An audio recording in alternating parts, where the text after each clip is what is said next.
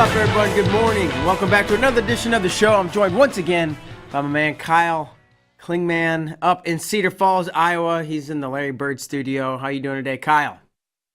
I'm doing great. Like our guest a lot. Have watched her career for the last 5 years or so, and I'm glad you have her on the show. Yeah, it's heart of the wrestling season. Obviously, there's NCAA wrestling going on, but let's not forget the international wrestling and the Yariguin, right? One of the toughest tournaments on the planet, out literally the other side of the globe in Krasnoyarsk, Russia, up in Siberia, and she just won it. It's Emma Bruntil joining the show today. Emma, how are you doing? One and two, congratulations on the freaking Yariguin title. Thanks. Yeah, I'm doing good. A little sleep deprived since I've been back, but it was a good trip, and I was glad I was able to be a part of it. So I'm pretty pumped. Yeah, and I want to get into that a little bit, but I just kind of want to go back to the beginning and just understand, like, how'd you get into wrestling? How were you introduced to it? What were your early days like in your wrestling career? Yeah, so I actually used to ride horses competitively for like 12 years. So I did like barrel racing, and that was my main thing. So I don't have any like siblings in wrestling. I don't, I feel like a lot of girls get into it with like a brother or like their dad wrestled, but for me, I just like rode horses, played volleyball, and then one of the girls on my volleyball team, she wrestled, and I just went to practice with her, and it like right away I knew I was like, this is what I want to do. And me being just a competitive person, I was like, well, if I'm gonna do it, I don't want to suck at it. So I would say my career, like I started when I was 14, started competing when I was 15, and then but it was always like 100% in. It wasn't like, okay, I do folk style for 3 months and then take 9 months off. Like it was very intense from the beginning. So that's kind of how I got into things. And maybe back up even more. How'd you get into not horse racing, right? But like jumping over stuff, or like, let's just get through that and paint that picture, and then we can move on and talk about wrestling. But I'm kind of curious. Yeah. So if you've ever watched the national finals rodeo, it's I do like barrel racing. So you're running as fast as you can on a horse around like three barrels. I also did other speed events. So pretty dangerous, pretty dangerous sport, but it was super fun, and I feel like it taught me a lot how to be competitive. But I got into that because my mom grew up riding horses on a ranch in Nevada. So I started riding when I was like 4, and then just got super serious about it and stuff. So I actually had like 2 horses by the time I was like 11, and just as into wrestling as I am now. It's what it was when I was younger. So it Okay. was fun. So you're like an all-in kind of person. You said it was like, and I can imagine it's kind of dangerous, and wrestling's kind of dangerous in a different way. But is there something about extreme? It's kind of an extreme sport. It sounds like maybe they both are. Is there something to that you like? I'm definitely an adrenaline person. I would say I do a lot of Hmm. stuff that's like I'd feel like pretty adrenaline based, but I think mostly horses, like it was an outlet for me to be competitive. And then once I found wrestling, like I'm more passionate about wrestling than I was about riding horses. But it was like that first outlet that taught me of like how to be like a competitor, really. And so you do the horse racing. Your volleyball friend introduces you to wrestling. You try it, hmm and then you're all in. What was it about wrestling that hooked you? And you're like, oh no, enough with the Yeah. horses. Here, So this is it. yeah, what I liked about it is actually what I didn't like about riding horses. So riding horses, like at the top level, like once you get to a certain point, it becomes a money sport because like I mean, my horse was worth a lot of money. He was worth probably like 15, upwards of that in his prime, 15 grand. But like if I was gonna keep progressing, you have to really buy like a $30,000 horse. Or some girls would, they're pretty rich, so anytime they were having troubles with their horse, like say at a tournament, it's equivalent to like if you get beat, instead of going and doing the work, they would just send their horse to the trainer because they had enough money, and then they would fix it, drop it off at the next competition for them, and then they, run some ridiculously fast times and beat you. So I would get kind of frustrated because like I always had it. It's called patterning, like basically training your own horses, which takes like 3 4 years compared to someone that could just buy a $50,000 horse, not be super great rider, but then sometimes beat you, right? So what I loved about wrestling when I got into it is like, oh man, it's like it's 100% on me. Like, if I do the work and stuff, I can be successful, and it's not like you can just buy your way to the top. So that's what really hooked me on it, especially in the beginning. Are you telling me they don't have wrestling shoes that you just change into that make you win? Shoot, I need a pair of those. I would pay some good money. No, I'm kidding. I Of wish course. no, but yeah. So, at 15 years old, was there, were you wrestling mostly with girls? Was it mixed at the beginning? Was it mostly with boys? Were you one of the only girls, or what was that like? Yeah, so luckily I grew up in the state of Washington, which I credit a lot because it was sanctioned, so it was like really normal there. And it was also really good. Like when I was coming through, I think the first state title like bracket I won, I had a Fargo champ, a Fargo third place, a girl who had won it 2 times before, and then a girl who went on to take second at NAIA's last year. So it was like, now looking back at the brackets, it's like, man, those are just not probably your average girls state tournament bracket. But so it was just extremely normal. Like people, it wasn't something I was like, oh, you're a girl wrestling, which I feel really fortunate. And I really didn't know it wasn't like that everywhere until I moved to SEM my senior year of high school. And then, we were kind of like the only girls in the state of Pennsylvania out there, especially wrestling freestyle. So I was like, oh, wow, I kind of grew up in a spot where it's just treated very differently. So I felt lucky. So I always competed against girls. I mean, I did some guys tournaments in like the off season and stuff, but I mostly practiced probably with guys just because there wasn't a ton of girls that could give me a good look. But I actually like the club I came from when I first started with my coach Andy. We had Mason Phillips, who wrestles now at UNC. We had Dom Damon, who's a 2-time Greco World Team member, and then Brenda Reyna, who won college match, a couple times junior world team member, and then me. So we had a pretty good group for freestyle and for training and stuff. It's been a couple years, maybe more than that, since I've been to Fargo. But I do remember Team Washington. They don't. The girls division would have the duels, right? At Washington, you're probably part of that. And Washington was always one of the best and most successful states out there. So yeah, a fertile ground for women's wrestling. Absolutely. When did you? So again, at 15, you get into wrestling and you're all in. At what point are you like looking forward and be like, okay, yeah, there's college and there's senior level and there's worlds and Olympics. Is that something you figured out pretty early on, or did it take some time? Yeah, actually, like within the first year, because I met my coach Andy Cook, who's still been in my corner and stuff like my whole career. But Hmm. really, I mean, I went into practice, and this was like the first time he had ever seen me work out or anything. And I'm just wrestling with some of the guys, and he's like kind of watching me in the corner. And then after the practice, he comes up to me and he's like, hey, like you could be really, really good. Like you're gonna be really good. And I was like, oh yeah, like I want to win the state title because then your 15-year-old brain, that's like the biggest thing in the world at the time. Right. And he's like, no, no, no, no, like there's like this thing out there, worlds, Olympics, like, and that's what you need to be focused on. He's like, we'll wrestle folk style and folk style season, but your focus now is like freestyle. And then from there, it really took off. And then within the first year, I had been with him. I went from taking, I think, sixth, like my freshman year when I had never wrestled, didn't have any experience. I took sixth at state. And then within the first year with him, I won folk style nationals and then took second at Fargo. So things took off like pretty quick after that. Okay, that's a huge jump, very fast. How'd you go about choosing McKendree and ending up there? Yeah, it wasn't like a super planned thing really.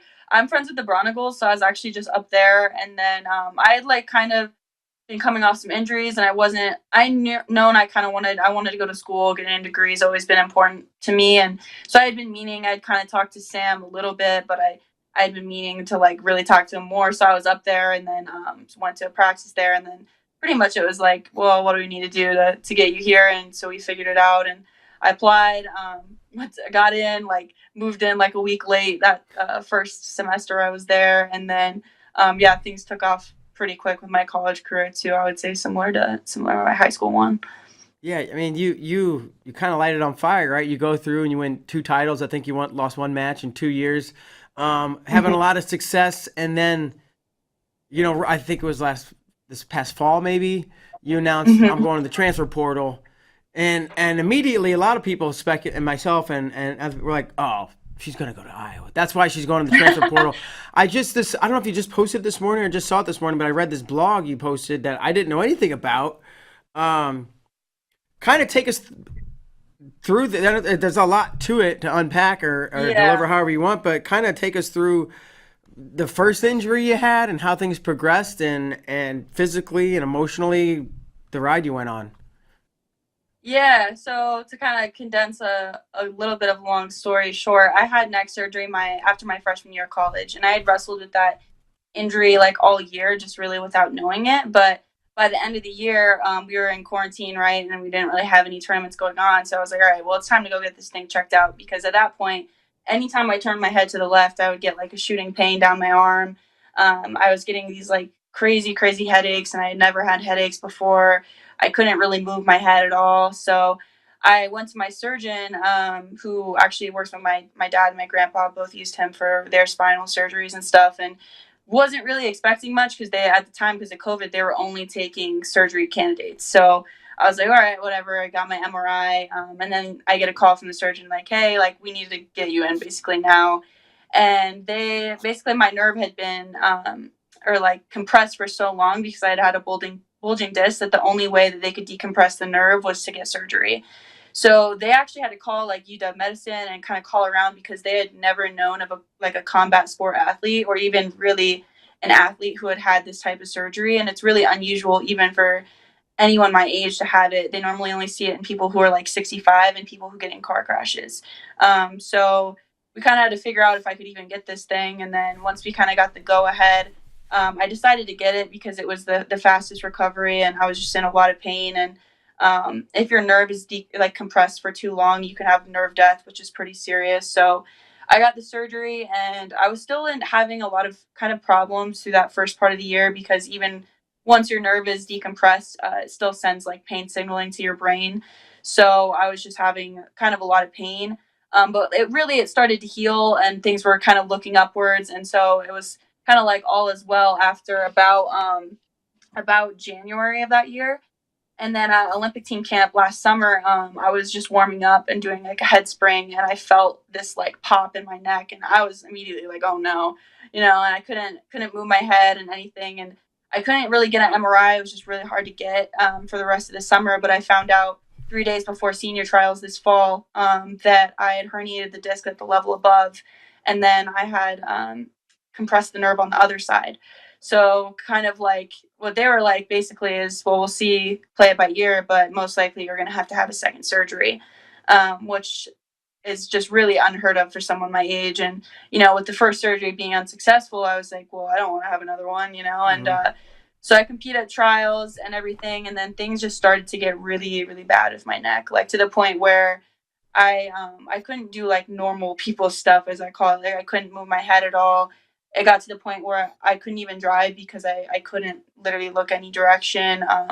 Just in a ton of pain all the time. Like I would, just go to bed 6 o'clock at night because I just, didn't want to be like consciously aware that I was in Yeah. pain. And so I've had a couple spinal epidurals and I wasn't really sure, like I just knew I wasn't going to be able to stay healthy at school and that wasn't the right situation to take care of myself. And it wasn't worth like potentially having to retire because I was going to break myself. So I decided to leave and to really take my training and stuff into my own hands and see if I could fix things. And the crazy part was is I couldn't even train wrestling. Like going to the Yariguin the last I'd say 6 weeks. I had mostly trained jujitsu for most of that because I've been training jujitsu with. I don't know if you know Pedigo Submission Fighting Bader, but I know Heard of it. Piles knows some of the guys there. It's Daisy Fresh, like, Yep. but they're really big in the grappling world. So I'd been training with them since like September. And then, once I left McKendree, I really didn't have anywhere to train. So I actually lived down there for like a month and just, I would train wrestling with some of the guys. They have like college wrestling experience. But for the most part, I was training jiu-jitsu because I had to tie up some loose ends in Illinois, but the resident program at the OTC didn't start till January. So I really kind of couldn't go anywhere. So yeah, that was kind of the situation. But then really when I was able to kind of control my own training more and take my rehab in my own hands and just really take my health seriously, I was just surprised to find that like my neck was getting so much better and, I wasn't in pain all the time. And then, as I've been at the OTC now and just really gotten to do more rehab and my neck is like 100, almost 100% better, which I didn't think was possible for me like a couple months ago. And really, it was kind of crazy because I didn't even know. I was like, am I going to have to retire? Like, am I going to have to retire after 2024? And now that, I've been able to manage it, to learn how to manage this condition with like the resources and stuff that they have here, it just totally changed my outlook on things. And so going to the arena, I was really just like, man, I'm pumped to compete because, a couple months ago, especially going to U23s, like I was having to get spinal epidurals just so I could step on the mat, So that was kind of a very long story, but that's kind of what the last couple months have looked like for me. And it was definitely really, really difficult to go through at the time. But I think it definitely helped me with all the challenges and stuff that I faced. Sure. And yeah, Daisy Fresh. I guess for those who don't know, it's a. Correct me where I get this wrong, but there's a group of guys that like, I don't know if they live in this building that used to be a laundromat, I think, but they like. Oh, they live in it. Some of them, yeah. Yeah, right. They just train jujitsu. I don't even know if they have jobs or they just make enough money to get by, and they just love to train jujitsu, and they're kind of like not these outsiders, but they're just like this ragtag group of guys and maybe some girls that just love jujitsu. How'd you get? And then Flow Grappling's gone and done some little mini series on them and kind of shown off what they do. So that's how I'm aware of who they are. But Yeah. how did you get hooked up with them? And was I pretty close on my description there?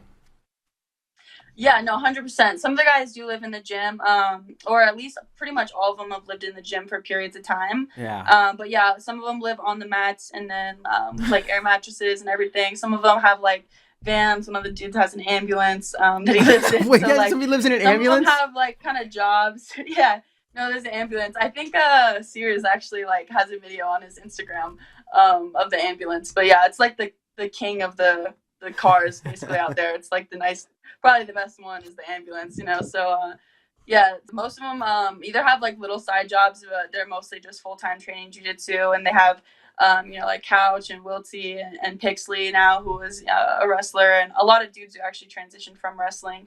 I met Couch earlier in the summer, and then actually Jacob Borneman, one of the guys at PSF, he now wrestles for McKendree. So just through being friends with them, I'd kind of just been hanging out down there, and then I kind of like dipped my toes in real slow. Like at first I just would go, they have like wrestling practices. So of course I would just go to the wrestling ones because that's what I was familiar with. And then they kind of convinced me to go to Nogi. And then pretty soon I was just like doing all of it. And when I was getting ready for U23s, I couldn't really go as much. But then once I couldn't train at McKendree and stuff, and I didn't really have another setup, I talked to Heath, and then I actually lived with my friend Sophia down in her trailer down there for like a month, and it was like 6 weeks, but then I'd be kind of in and out. Like I went to Iowa, we had a camp in Ukraine, but besides that, I was just training there, and they really helped me out. They would do anything and everything for me, and so I'm just definitely super grateful for them, and I would have never thought. And I really like jiu-jitsu too. Like it's super fun to train, and I feel like there's certain positions that cross over to wrestling, but yeah, it was definitely unexpected, but yeah, I love everyone there, and they're awesome. Definitely, most people look at it and they're like, man, they're crazy, but I love them also.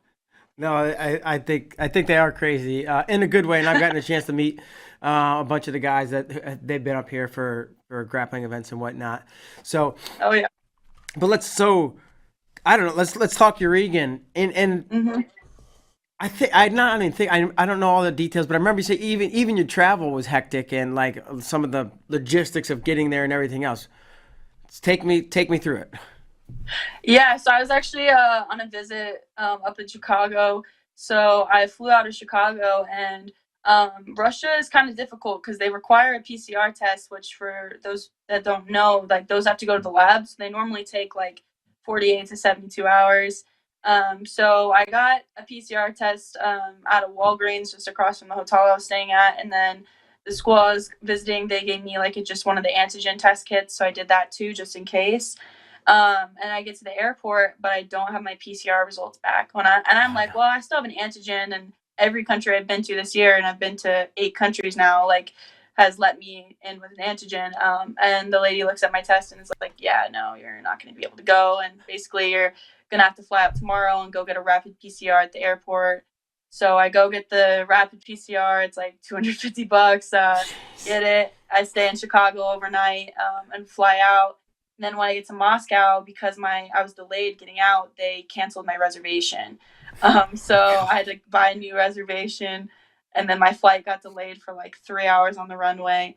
And then I find out when I get to Krasnoyarsk that neither of my checked bags make it. So I had, which was just dumb. I should have taken a carry-on. I normally always do, but this time I was like, I've never lost my bags before, right? Like, Of I'll be course. fine. I lose both my bags. So the first night I'm there, I'm like borrowing clothes from like Helen, Macy, like just because I don't have anything except what I wore on the plane, and it was a little crazy. And then I got my bags like the morning, like probably like 11 o'clock before the day before I wrestled. So I finally had my stuff, which was nice. But yeah, it was definitely a little crazy getting in. And it's sometimes it's 20, sometimes it's minus 30, right? What was the weather like in Krasnoyarsk? Yeah, I think it was actually like somewhat warm for them this time, Uh-huh. like for this time of year. I think it was like zero, like 0 to like -10, during the day. And then at night it would dip down to like -25. So, a good summer's weather there. But yeah, it was definitely cold. Like a cold like I really haven't experienced that much Uh-huh. ever. Uh, and I guess just to the wrestling, right? You don't have to like take us through match by match or score by score, but like you won the tournament, so you're sure you're happy about that. How do you feel about the performance of across all your matches and the way you wrestled? Yeah, so I wanted to go 65 this tournament because I've been trying to decide really if I want to go 65 or 62, or like what kind of that looks like. So I was like, well, I'll go 65, like test it out. And especially because I wanted to see internationally. I've only wrestled domestically at 65. So see how I kind of fit in. And the girls are definitely more clingy than I'm used to. Like, a lot of times I'm the one normally like getting a 2-on-1, or like pulling some ties, and they definitely like that's where they want to be. So it really like kind of forced me to change my strategy into like, all right, it's time to be fast, and stuff like that. So I definitely like the challenge. I think the good thing about this tournament is I feel like I still have a lot of room to improve and a lot of scores like that I left on the board, and just stylistically, like I'm just learning how to wrestle at 65. So I feel like I can continue to get better, and there's a lot of room for improvement. But I wrestled definitely. I didn't realize that the girls I wrestled were that tough. I just thought they were like random Russian girls, and then actually, like after I think I saw the thing on Flow that they were like junior world bronze, U23 world silver, and then I had Forrest in the finals. So it was definitely like, I mean, it's a tough tournament for sure, but it felt good too. Like, I mean, I knew I was better than what I wrestled like at World Team Trials this fall, and I just wanted to go and show that. So Yeah, you had Forrest Molinari in the final. She's obviously been on some world teams here in the United States and has done an excellent job. Have you guys ever competed in a match and or trained together? yeah, so we were the finals at World Team Trials this fall at 65 kilos. So she beat me 4-3 the first match, and then 9-0 the second match. So definitely like, and I decided this fall kind of just to like for 65. I mean, I had wrestled that last year for our college season because they had bumped all of us up just to fill the lineup out. And normally I'm a 136 pounder. So I was like, well, like I'll just try it. I wanted to wrestle some different girls than the same girls I normally wrestle at 62, and I just wanted to see like kind of how it would fit and if it would be a possibility for me in the future. And then, I felt good there. I mean, the finals, the first match there, like I gave up a takedown, so I was winning 3-2 and gave up a takedown less than a minute left, and you can't do that against a seasoned person like Forrest. And then the second match, I just was in on my low single like a million times and kind of wasn't changing my strategy when it wasn't working. So going into this match, I was like, I know I can do it. I know that I'm capable of it. Like Forrest is obviously a seasoned opponent. She's really experienced and she's super tough. That's like her MO is she's a tough wrestler. So I knew going in it was going to be just me sticking to my game plan and being calm and collected, and kind of making it the match that I wanted it to be, not like World Team Trials where I kind of let her dictate the terms of the match. What adjustments did you make? You said, you lost the first one at World Team Trials close. Second one, you said I just kept hitting low single, didn't make any adjustments. What kind of adjustments did you make this time around? Yeah, I mean, I think just being more calculated, right? Like, I think that's really something I had to get better at. Just kind of wrestling in college compared to senior level for the women, it's a little different. Like, just the level, like the college women's level isn't the same as like the guys NCAA. Some of the NCAA champs could go be a world champ the next year, and for us, we don't have quite that same level of like competition. So I think in some college matches, I'm used to like, okay, attack, attack, attack. Like every 10 seconds I'm scoring, right? Like I'm teching everyone. And like, I kind of struggled for a while of like how to wrestle like a close match or a strategic match, not just like dive in on shots. So this time, I mean, that's something I've been working on is like being more patient and taking like, calculated risks, not just shooting just to shoot or attacking just to attack. So I'd say that was the biggest adjustment, and really just, I think, mentally going in with the confidence of like just knowing that I could. And I think just for me, like I'm just always really like grateful for the opportunity, especially the last couple months, like with the circumstances I was under. I was like, man, I'm just, glad to be here and glad that I'm not in a ton of pain, like at U23s before I competed at Worlds and I didn't have the performance I wanted. I was literally like, had to get a cortisone shot right before I competed, and could barely hold my head up, and then couldn't move my head for 5 days after the tournament. So I was just like, man, I'm glad to be here, glad to be healthy, and that's kind of how I viewed the match. Considering what you've been through for the last weeks and months, and maybe it was ideal training situation, but maybe you didn't realize it, right? Because it's different.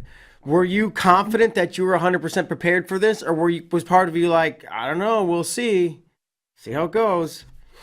Yeah, I mean, I felt like I obviously like not training wrestling specifically isn't always super ideal. Like most people, when you go to the toughest tournament in the world, like you're gonna obviously be able to train more than probably what I had been training at. But I really viewed it as like me just really like one is kind of just being happy again and like having fun, being around people who believed in me and supported me, and that was like a big component for me, and it just really helped just lift my spirits, I think, when I had been in such a low point. And I've learned over the years that you really like, it's hard to be good at wrestling if you're just like unhappy, like in general. Hmm. So I think just being able to manage my neck and manage my kind of situation just really made a lot of difference in that aspect. So I had a lot of confidence that like, I know I wrestle well when it sounds weird, but when I care less and when I'm just happy as a person. So I had those two components kind of more under control, and I was just more relaxed, able to just to kind of go out there and perform. Like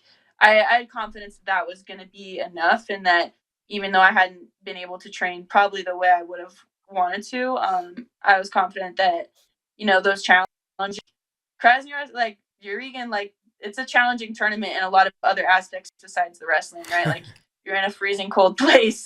The travel is like 40 hours. So there's some of it that's just like being up for the challenge, not necessarily like even just the wrestling, but the challenge. And I knew I was up for the challenge. So I think I was confident in those aspects. And you said you cared less. Maybe would carefree be a better word? Because you still obviously care, right? But it's like Yeah. less, I don't know, pressure, just like, um, Yeah. so I always wrestle better when I'm more like carefree, or, like I guess that term is, it's just like for me, it allows me to perform better. And I know that, I think Helen talked about it one time, like you kind of have to surrender the outcome. mhm. And it's really easy to focus on, I want this title or whatever, but I always do a lot better when it's just, when I just can go out there and, be more carefree and just really try and open up and wrestle. So, Yeah. So and looking back, because it's so crazy, all the stuff you went through, neck injury, and you mentioned I think a couple times like not being happy or not as in a dark place or not as in a good of a spot, and that stuff really does matter, right? The mhm. happier you are, the better you're going to compete, right? Through all of your injuries, physical and mental struggles, was there like a rock bottom? Was there ever a point where it was like, oh, that was the low point right there, physically and or mentally?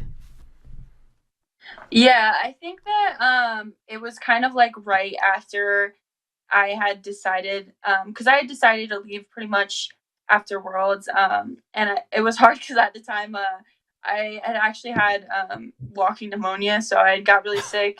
It kind of developed, and we didn't know it at the time, but I was on antibiotics and they weren't working, and then I was just really sick, and that was literally right when I had kind of told everyone like, hey, I'm not going to be coming back, and I'm going to be leaving the team, and so it was kind of hard because I mean I love all of my teammates and they're all super good friends, but it's kind of hard because you definitely feel pretty separate at that point. Like you're like kind of like on your own. And then I was like pretty sick, and then having to like kind of figure out okay like where's my next training situation, and kind of figure out like what I wanted to do. Like okay, do I want to go to a school? Do I want to go like what's my next move? And it's a lot of stress on top of just such a lot of stuff, and then I was still in school so I was like having to do I was like close to my finals, and I was in a lot of really hard classes, so it was just a lot of things to navigate at one time. And I think for a while my mom actually came out and kind of helped me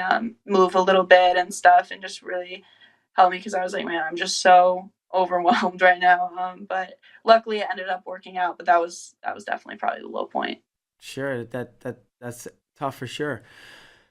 Now I don't know. Compare winning the Yariguin and like getting back on top and how you felt, and was there ever a moment where you look back and God, oh my God, I can't believe I got myself out of. Not only did I get myself out of that, I just won the freaking Yariguin. Was there ever like this that kind of thought?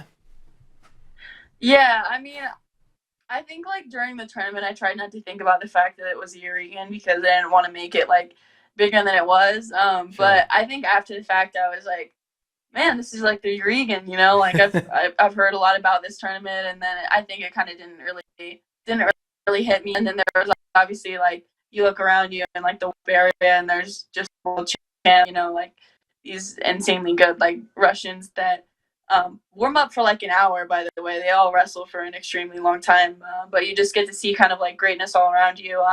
I would say the only moment that really felt similar was probably winning senior nationals my freshman year of college, just because that year I had actually come off 4 surgeries before, and I've just dealt with injuries a lot in my career, so it kind of felt similar, like being able to overcome pretty difficult circumstances, and then yeah, it felt super good. So How many injuries have you had? I mean, excuse me, surgeries.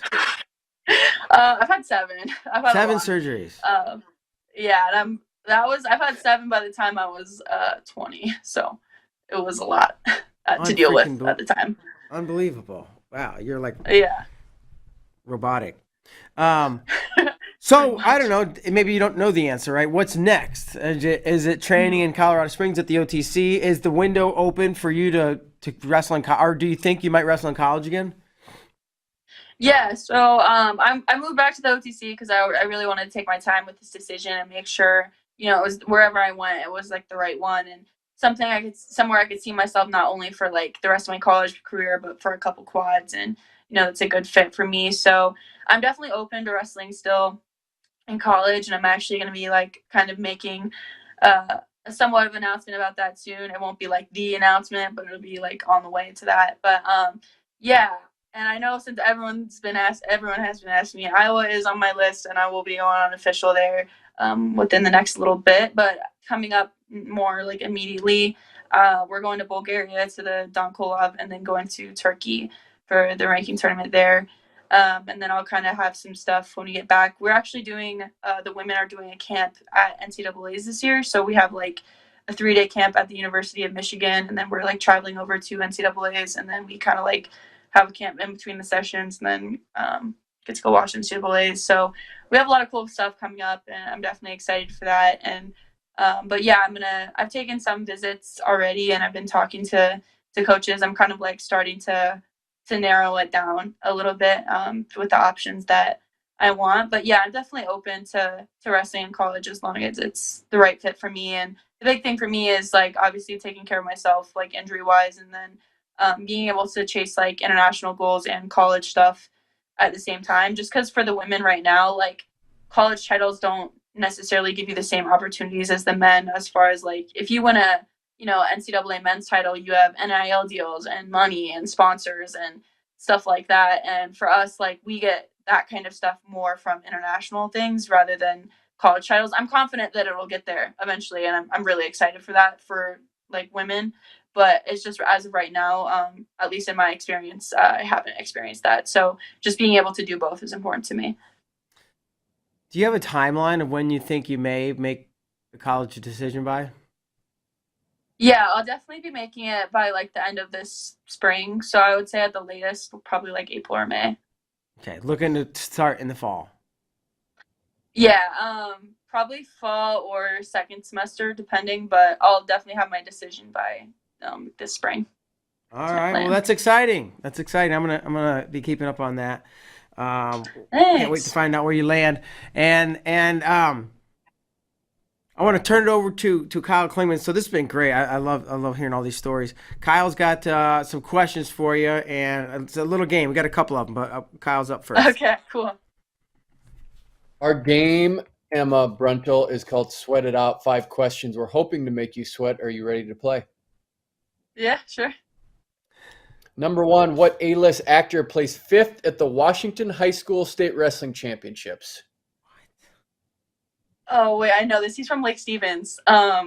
He's in, what is it? Oh my god. Wait. Okay. You gotta tell me his name, but I'm gonna know it as soon as you say it. He wrestled for Brent Barnes, which I've wrestled like with him a lot. True. That's true. Was it Loudon Swain? It- I'm kidding. no. Yeah, Chris Pratt. Chris Pratt. she got it No? right at the Ah, right at the I buzzer. remember. Right as I was about to tell her. Nice work. Number 2, what famous wrestling book and wrestling movie was set in the state of Washington? Oh, Vision Quest? Yep. I kind of I didn't know that was gonna be a question, but I kind of.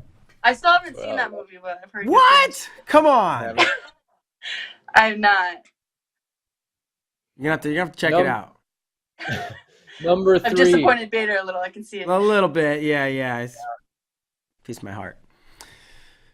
Number 3, now that the WCWA will no longer be, who is the last 4-time WCWA champion? Kayla Miracle. Yep. You're rolling here. Is that 3 or is that 4? Okay, go ahead. That's 3, and this is number 4. What U.S. president was the state of Washington named after? George Washington. Yep. Kyle, that was. I hope the number 5 is a little bit more challenging, and if not, let's think about this and erase it. I know she's doing a great job, but man, that last one was like. I mean, I know. It was kind of trying to be funny there. Just see if people. Okay, but let's challenge this young lady. She can handle it. Number 5, the Oklahoma City Thunder was established as what NBA expansion team from 1967 to 2008? the Sonics. Yep, Seattle SuperSonics. Here we go. 5 for 5. 5 for 5. That's I know rare. my state somewhat well. Hopefully. That's rare. Nice work. I was gonna ask a Vision Quest specific question. That might be tricky. How would she know though? Well, that's the whole I point. know, I'm trying to stump get her. me on that one. Okay. Last game here is called Wins and Whoopins. All right, and this one's is like more personal, right? If you think back over the span of your career from the time you quit horses and started wrestling, from your first match till your most recent against Forrest, is there one win that stands out as memorable, favorite, best, a comeback, you really beat somebody up, whatever it was, one win that stands out as memorable, and then one loss? I'm thinking more like I just got my ass kicked, kind of like this person just beat the crap out of me and I was helpless. Yeah. Everybody's had one of those or lots or a couple or a few or many. But so one win and one whooping that stand out, memorable to you, and you can do either one first. I would say the win. My freshman year of college, I lost. The only college loss I have is to Dahlia Garibay from Colorado Mesa.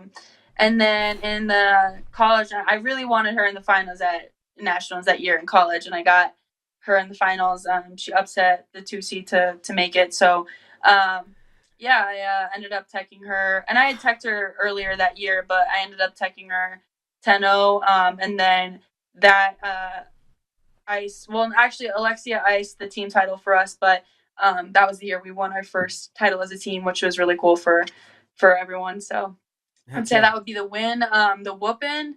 I actually wrestled Kayla Miracle, my first ever U23s. When I was like 17. I was like, it was the age when I had to get like a doctor's note to compete or whatever. And I think she beat me like super bad. I don't remember the score, but it wasn't close. And so I think I ended up taking third that tournament. But I definitely at the time got my ass kicked. So We've all taken them, and Kayla's one to not be ashamed of because she's an absolute hammer. Um, Sweet, yeah, it's kind of flown by, but we're kind of to the end of the line. Emma, we're gonna give you the floor though, and give you the last word for anything you might want to say about anything.